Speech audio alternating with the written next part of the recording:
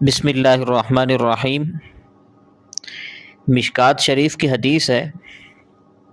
نبی کریم صلی اللہ علیہ وسلم ارشاد فرماتے ہیں، من رضی من اللہ بالیسیر من الرزق رضی اللہ منہ بالقلیل من العمل، کہ جو شخص اللہ کی طرف سے ملنے والے تھوڑے رزق پر راضی رہا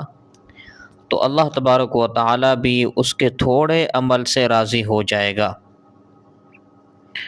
تو اس حدیث میں نبی کریم صلی اللہ علیہ وسلم نے قناعت کی، یعنی اللہ کی تقسیم پر راضی رہنے کی فضیلت بیان فرمائی ہے کہ جو شخص بھی اللہ کے عطا کردہ روزی پر راضی رہتا ہے،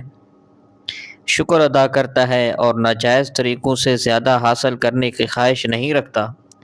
تو اللہ تعالیٰ اس کے تھوڑے عمل کو بھی قبولیت اور برکت عطا فرماتا ہے۔ اس لیے کہ جو قناعت ہے یہ انسان کے دل کو سکون، اطمینان اور شکر کی دولت سے مالا مال کرتی ہے،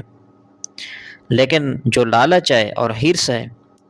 یہ انسان کو کبھی مطمئن نہیں ہونے دیتی۔